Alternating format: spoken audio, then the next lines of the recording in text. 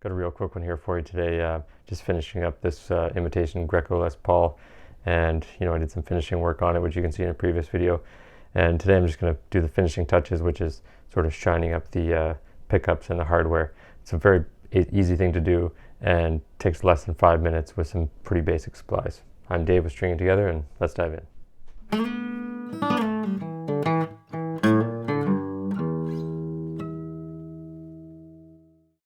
The pickups on this and the hardware are a little bit tarnished looking. They're not too bad, obviously, but there's probably some hand gunk marks there, and they're just looking a little bit old. I want to shine them up. This customer wants to sell this guitar, and I've bashed this stuff in previous videos because when I'm waxing a bunch of guitars or polishing a bunch of guitars, I just find I can get a giant thing of paste wax that lasts me a lot longer than one of these little bottles here, but I do keep these around because they're great for polishing the metal and the hardware.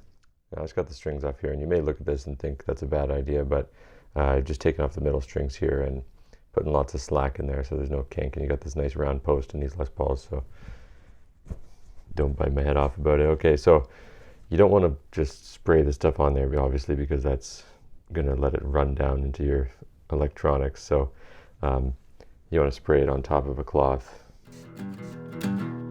probably over here.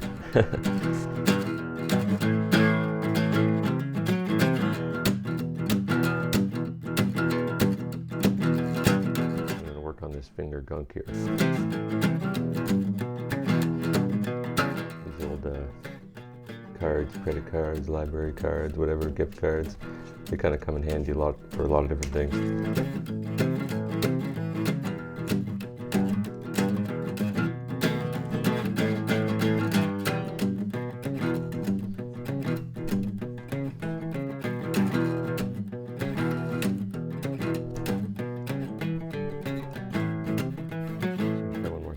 This micro mesh pad. I don't want too much on there, but I just put a little bit of polish on there and rub this on there. Now, these are things that you can get at hardware stores, or like more particularly woodworking stores, and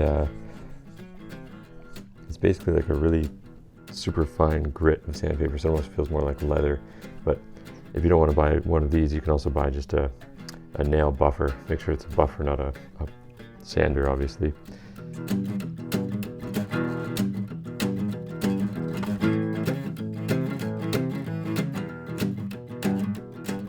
Yeah, I'm going to leave it at that. I mean, obviously I could go a little bit crazier with it if I wanted to, but that's a pretty good shine for me. And give that a thumbs up if you found it useful. And if you want some more introductory courses for learning how to level a crown and polish your frets, I've got a link in the description below, as well as a guitar wiring cheat sheet that you can download, and sort of foundations of guitar wiring course that you can go through on YouTube. So I'll put a link in the description for those.